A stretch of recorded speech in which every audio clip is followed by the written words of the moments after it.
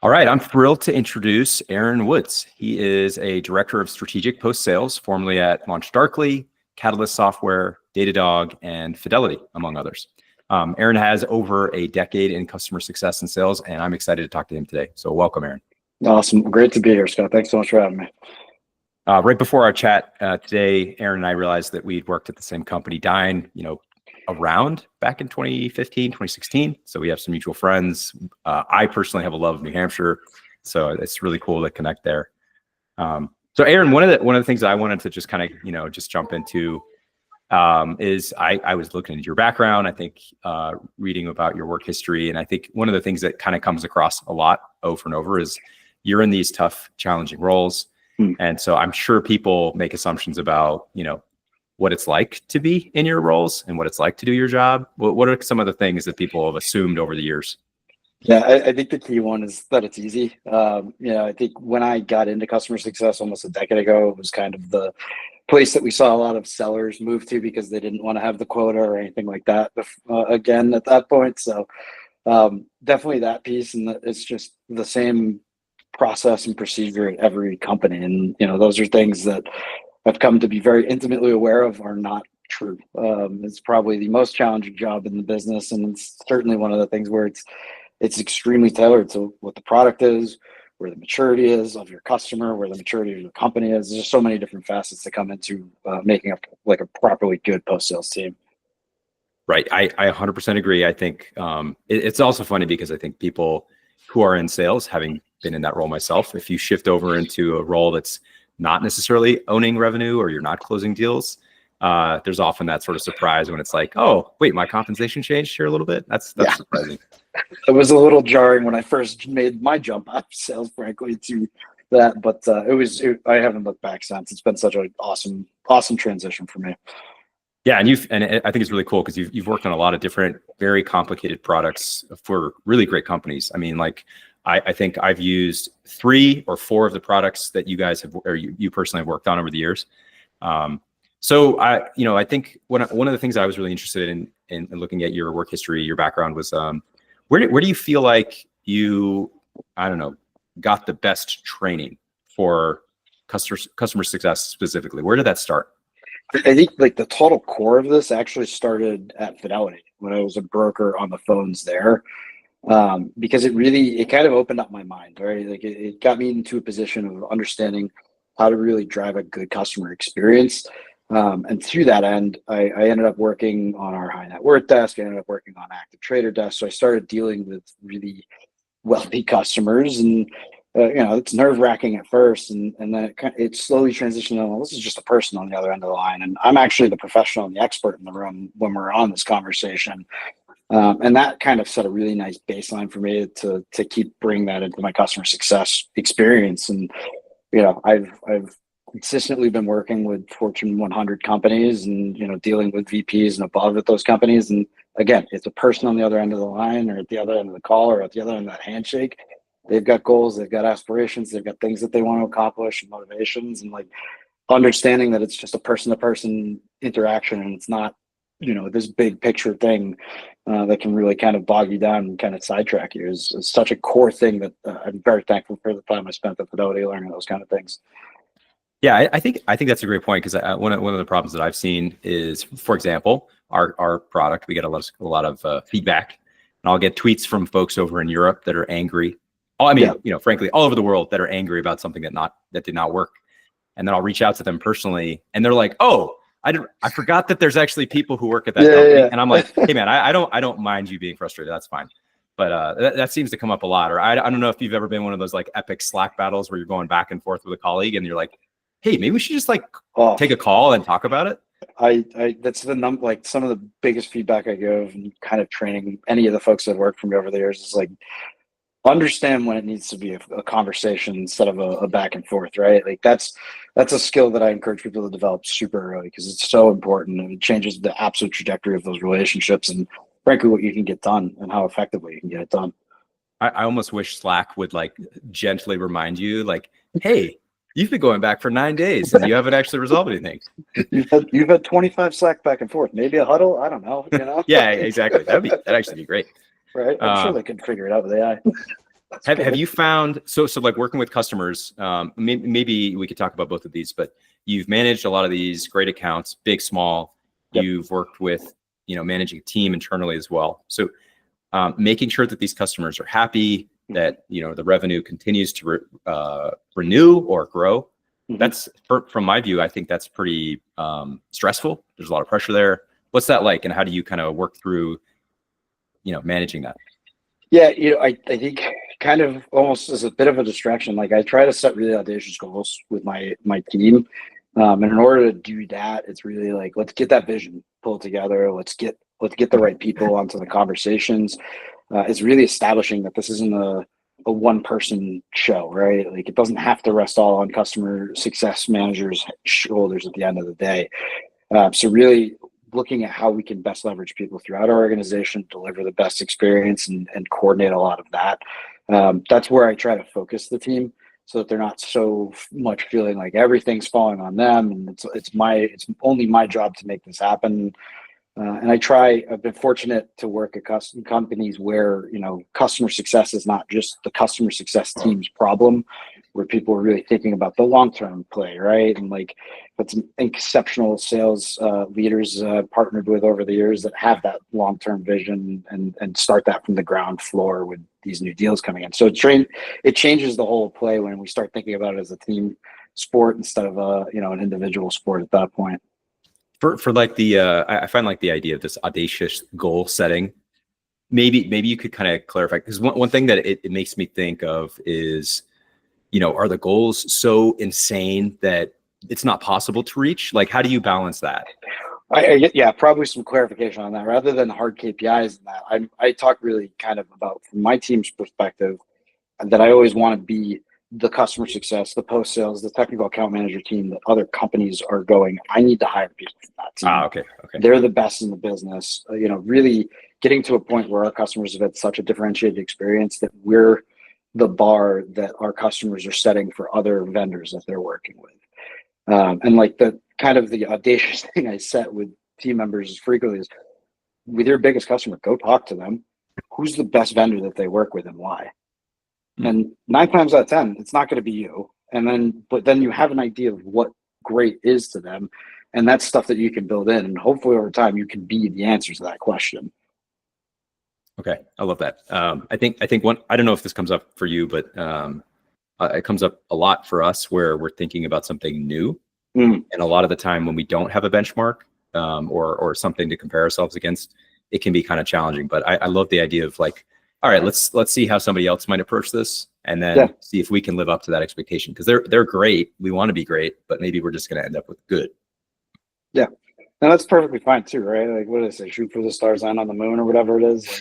Like, at that point, as long as you're delivering a really great experience for the customer, that's what matters most. So, but I think there's so many different approaches to managing customer relationships and their life cycles and everything that, it can't hurt to ask what's going well with another vendor and what can we beg, borrow, and steal from that. Some of that stuff might not apply also, right? Again, product and the maturity and all the different elements and dynamics that we have to consider may not allow us to apply those same kind of approaches. Maybe we don't have enough headcount to do that kind of approach, things like that. So it's a way I encourage people. I spend a lot of time out in the marketplace talking with people in customer success. I like to learn what people are doing. So it's my way of kind of encouraging my frontline team to go get that same experience without having to get super uncomfortable and reach out to random people throughout the industry. Oh, that's nice. I love that. You're kind of like leading by example and taking the bullets before they have to, I guess. Have you most of the time? for some of your team, I assume you have done mostly remote or some remote. What's been the balance there? So predominantly remote over the last 5 years. I had a team in person when I was at Datadog up in Boston before I moved out to New York. So, but yeah, been a lot of remote folks. How do you, I guess, like what have you seen that's been consistent and like wildly different with managing remote team members to build that culture so that you can lead the way that you want to? Leading a remote team is not for the faint of heart. When I joined LaunchDarkly, it was my first fully remote job, and it took some adjustment. Fortunately, I joined before the pandemic, so I got a year of practice before the rest of us had to jump in 2 feet on it. But there's a couple of things I really like it from the facet of you're not constrained to the talent pool that's local to you at that point. So I've had some really exceptional folks join the team over the years that I wouldn't have landed otherwise if I had to be in a New York office, a Boston office, so forth or so on. So that's been really great. But it poses a different challenge, right? You have to spend a lot more. You have to be a lot more intentional about curating the team and the culture. I think one of the key things I do also is I try to hire people from a lot of different backgrounds. It was really helpful with the LaunchDarkly platform since we sit so centrally in the whole development cycle. So like having people with different backgrounds from across the software development life cycle helps people want to connect and spend time with each other and learn and grow or tap in on someone when they've got a challenging situation. So that's one way I've done it. That's a little bit more of a backdoor angle. And other than that, it's, getting, as we're having customer on-sites is, me getting out there with my reps in the field and spending time where you can have more of those water cooler chats and like have dinner and chat through stuff. And, but you have to be really intentional about it when it's a fully remote team for sure. Yeah, because I think otherwise, you end up just taking Zoom calls and talking about work, and you forget that like you need to understand they're all, like, back to your earlier point, that they're actually a real person. They have problems and challenges in real life too. Yeah, 100%. I'd love to kind of shift a little bit to, how you think about mentoring folks that are outside of your team, your organization. I think I had read that you had worked with something called Catalyst Coaching Corner. I don't know if you started it or worked with it or helped kind of foster it, but tell me what it's like. How, why do you help mentor folks? Why is it important to you? And what are some of the things that you guys talk about? 100%. Yeah, Catalyst Catalyst is a customer success platform similar to like a Gainsight. They're merged with Tango recently.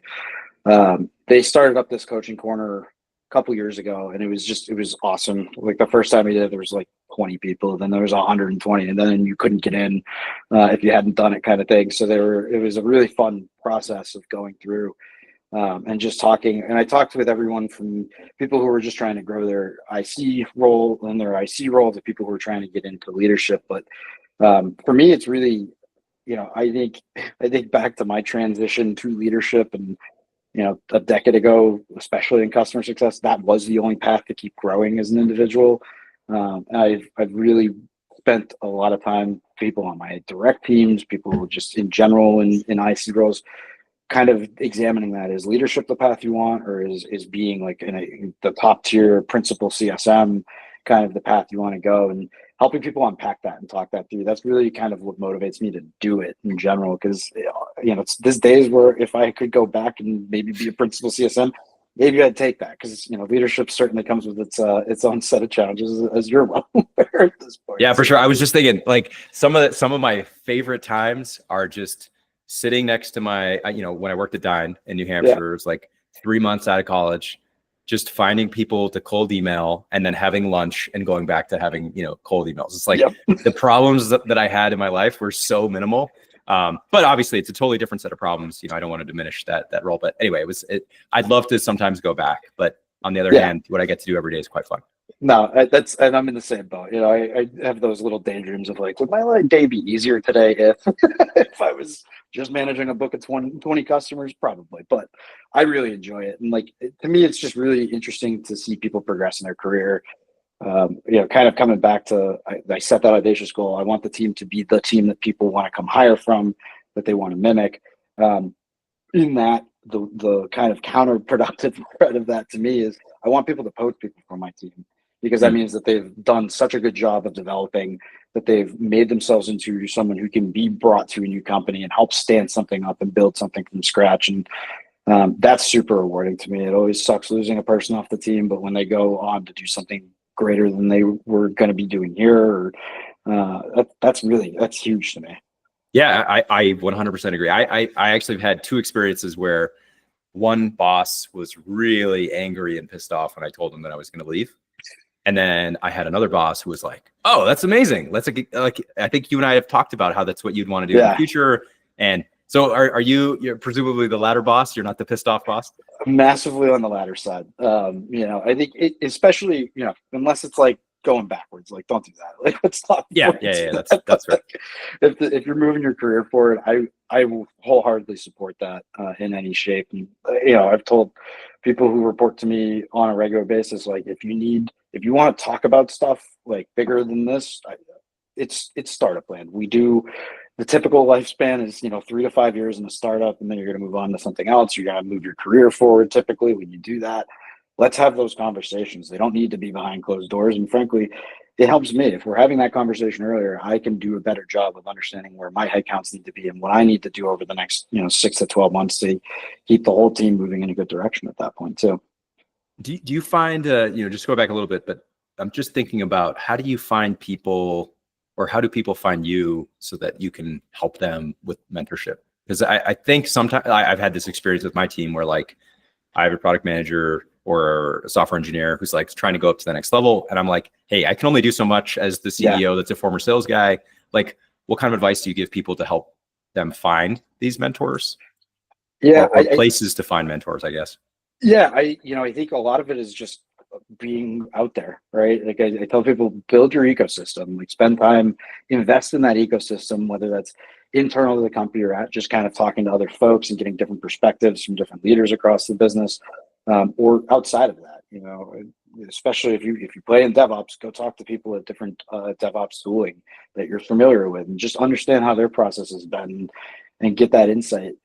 There is no simple, straightforward path on growing a career, right? And like I think understanding strengths is the other thing.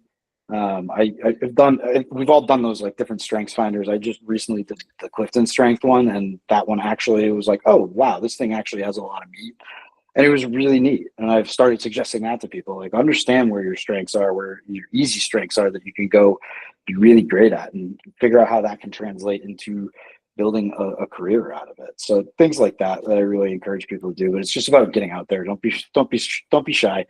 Most of the people that are out there that have done well in their career are willing to have conversations about things and kind of share their experience.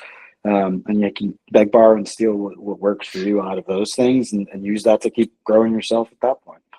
Yeah, I think one of my former bosses from Dine, Kyle York, I would almost describe him as, almost like shameless sometimes, like his willingness to talk about, be vulnerable, share insights or learnings. And then as a result, it's like, he's able to develop that. And that's only because he put himself out there to start, which is pretty interesting.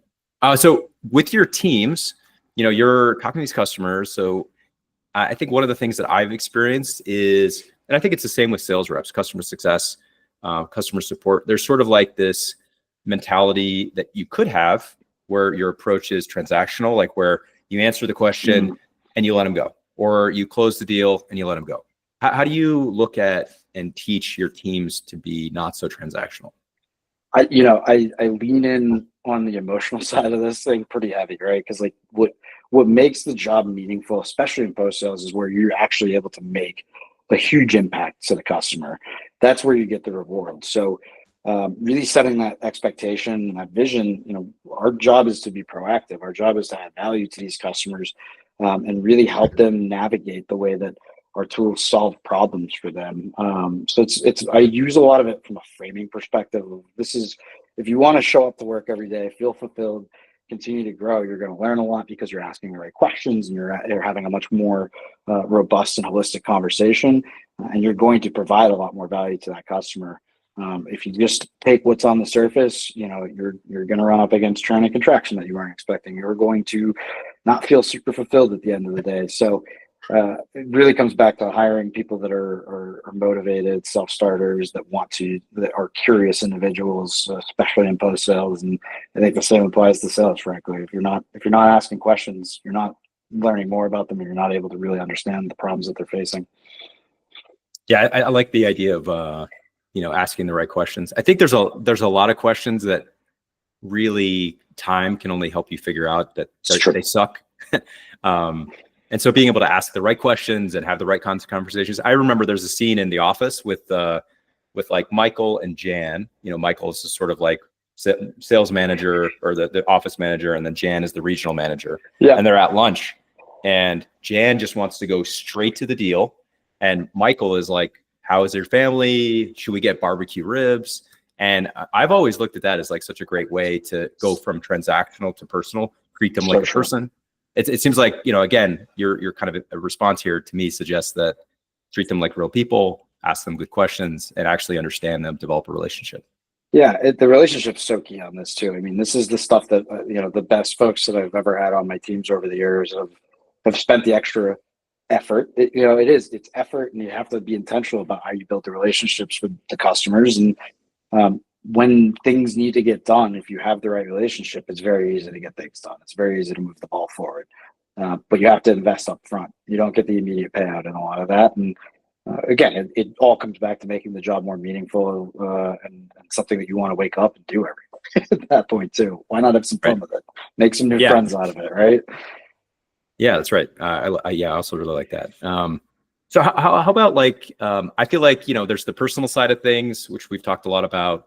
And then there's the potential for what's currently out in the market, which is like AI, which is sort of almost like a pretend personal. You can kind of get it to mimic or mirror people, but it's like, it's like a bad robot, like where you're like, that's clearly a robot. It's this uncanny valley thing. Like, how are you thinking about AI in your roles, and then also just generally? This is a space that I'm starting to really get my fingers on because it's evolving rapidly. But really, for me, I think it's a great supplement to the human interaction, right? And frankly, I think the benefit, if used properly and if the right tools are developed and put into the toolkit for a CSM or a technical account manager, it's going to allow them to go focus on the stuff that can't be replicated by AI and do more of that. And frankly, drive better relationships and get to a better space with customers and help them see the value there. So I think it's going to free up a lot more time and ultimately help companies differentiate themselves because it feels so much more hands-on, even though there's bits and pieces that are being taken care of. But I think there's a lot of low-hanging fruit in some of the more mundane day-to-day tasks. And we're starting to see it with data. How do we surface the right data at the right time so that I don't have to sit there and roll through all 20 accounts on a weekly basis and check what's going on, what's not going on, where we got flags, all that stuff. So I'm really excited for it. I've got a lot more learning to do. I think all of us do, because it's coming out really hot and fast at this point. Yeah, it is crazy how I think I saw a video yesterday from OpenAI, and I was like, they made that with a computer? Like it was like a 15-minute sequence of 3-minute clips where it was like Lord of the Rings to Call of Duty type videos. Yeah. And it was incredible. Obviously, I don't necessarily need that as much for work, but I think on the other hand, I called Google Fiber the other day, their customer support line. Yeah. And it was a robot who talked to me clearly, but it was a real man's voice. That's so crazy. I was blown away. It was just incredible. It's really impressive. But I mean, that's finding the right places to put it is really going to be, I think, what will make people truly stand apart in the marketplace, especially from a customer care and experience perspective. Because when we can tell it's AI, that's also typically when we're like, I'm the most pissed off right now, and I really don't want to be dealing with this. So figuring that out is so key. That's the other super interesting thing is I think there's two parts that I find really interesting. Is one, unless it's so good, you're kind of annoyed, and then I think the other part is all this AI continues to come out, but really it's sort of making us more like RoboCop. It's helping us be more productive, and it's less about taking over our job, which is interesting. Yeah. It's like the promise of the future. I still think we're going to be doing a lot of work. We're just going to be doing 10x the amount of work, I guess. It's interesting too. We actually started. Let's see how it goes. We started using a tool called Thena, and it ties into Slack. And it was really neat because it uses some AI to help decipher, is what the exchange is happening in a customer facing Slack channel. Is this a ticket? Should this be a ticket? Or is there a doc on our site that actually helps answer the question? And it starts to use all of that information and scrape that and just quickly makes a quicker customer experience, gets people to putting in tickets sooner, things like that, which was really great. You said it was called Athena? It's Thena, just Thena. No A at the beginning. Cool, I'll check it out. Unsponsored, by the way. No, just kidding. Yes, I'm totally unsponsored. I really enjoyed what we started playing around with. It was very tertiary too, as far as what it's capable of. So, but it's cool. These are the things that, again, supplement it, right? Rather than one of my individuals having to be like, hey, that's actually let's put a support ticket in for that. It would just get that done, in very short order, and the customer didn't have to wait around for a human on the other end to guide them to that, that's where I can see it being very beneficial. Yeah, totally. I think that's huge. I personally like using YouTube as my way of finding solutions to a lot of problems. And I think knowing that I can go there to get an answer very quickly, or Reddit or whatever, or to, whatever product that you guys are working on, I think is super important. One of the things that I read that you wrote about on LinkedIn was this idea that pressure is a privilege. Can you tell me more about that? I think it's a really interesting quote, and I'd love to hear more about it. Yeah, this is Billie Jean King, the tennis player. That's her quote, so I won't claim any ownership over that. But it really hit me. Someone shared it with me, and it just was like, yeah, no, I love that mentality, because it's for me. I've been at smaller startups. We've been through tons of change. It creates a very high pressure environment, and it's certainly something that it can be really easy to get bogged down and be like, oh, this sucks. This is a lot of work. This is really challenging. But for me, one of my good friends, Ray Coletti, really put it succinctly to me years ago. He said, in startups, you get to get 5 years worth of experience in the span of 2.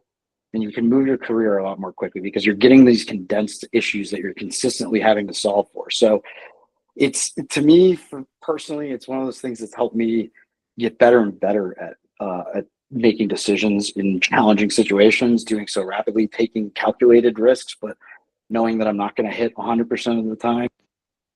There we go. All right. Sorry, we're having Bluetooth issues in the household. Oh, okay. Hey man, things happen. I wonder if in the AI future that all the meaningless Bluetooth problems will be fixed, but probably not. Probably not. No, I don't think that ever is going to end, unfortunately, for us all. Let's see. So I think we had talked briefly right before you dropped off about pressure as a privilege, which is great. And how you feel like it's an awesome opportunity. I think it goes back to your earlier point of like, would you love to go back and do your role as like, the 20, 25-year-old or whatever versus the one you have now? And I think it sounds like it's you appreciate and you like love having this privilege. No, 100%. It's just so much learning in such a compressed period of time, frankly, that's just helped me elevate myself and learn how to make those tough decisions quickly and take the risks needed to do that, right? So keeps helping you learn more and grow more. You're not going to get it right 100% of the time either. So yeah, for sure. Yeah, absolutely right. Well, I have 2 more questions for you. I think one of the main ones that I'm always interested in hearing from folks is, you've talked about how you think about managing a team, how you think you manage your customers, or at least work with and support them. Managing them might be, harder to say we actually do, but what do you think the future of customer success looks like? Whether it's tools, working with customers. Yeah, I'd love to hear more about that. This is a hotly debated topic at the current moment for sure. But and I think, the core of it, to reiterate, like there is no one size fits all, but I do see there's a lot more appreciation for what customer success or post sales in general is doing especially for SaaS products. And really, I think it's kind of shifting into this moment of, what does the business need? What does the product demand? Does it demand a lot more technical acumen and a lot more guidance and handholding from there? Or is it super self-sufficient and customer success can take on more of the path of an account management role of really helping to drive the dollars and cents of things.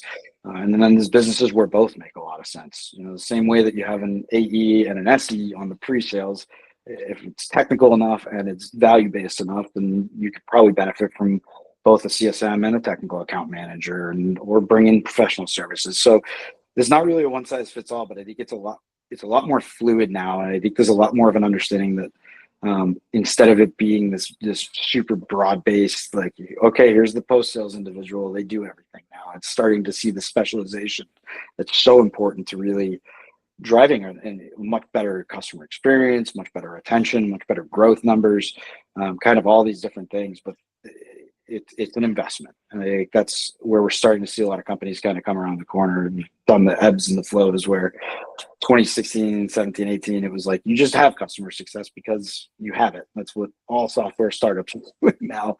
You get into the 2020s and it starts to be a lot more of this is a cost center conversation. So the other end of this too is that leaders in customer success, myself included, need to continue to get better at really exemplifying what the output is and how this is going to help drive the business, and being a lot more clear. 8 years ago, when I was really getting into this deep, it was not something that I had to go defend my position as often. So I didn't get as much practice back then as I'm getting these days, frankly. Yeah, I think one of the things that kind of resonates from what you said with me too is that one, I think over the last 10 years, customer success sort of is like new. It's maybe it's a new title for an old sort of relationship thing, but I think it's gone through this evolution of like, what is it? What does it actually do? To your point about there's so many different roles you could do. And then I also think that I'm hopeful that people will more and more appreciate that you can't just close the deal and leave them alone. You always need to have customer success there to help support, teach, train, enable, all that kind of good stuff. Yeah, 100%. So final round question for you. So like if a young Aaron had walked into the room today, or if you were just talking maybe to, you know, a neighborhood kid who's like, hey, I'm thinking about going to college or starting my career. What's important to you? What are the things on your mind that you would share? Yeah, I think one of the things, and I probably realized this mid-career, so I wish I had gone back and told myself this a long time ago, but it's patience. You know, like everyone's moving at a different speed. Be patient with your learning process and your growth process. I think we've all been guilty at some point or another of being like, you know, I can manage better than my manager, or I can do this or that better than the person above me. And it's all experience. It's all acquired, and it takes time. I'm a firm believer that, you know, you'll grow in your career, and if you've got the right leadership above you, then things will kind of fall into place, and just keep pushing down that path. But don't move so quickly that you get over the tips of your skis, because that's also a bad situation at that point. Right. Yeah. And then eventually you get into the leadership spot and there's nobody to complain about but yourself. Exactly. And that's the more fun part. Yeah, exactly. And you have to be very introspective at that rate. Yeah, exactly right. Well, man, hey, thanks for taking the time to talk with me today and answer some great questions with some great answers. Hey, it was a pleasure, man. Thanks for having me. All right.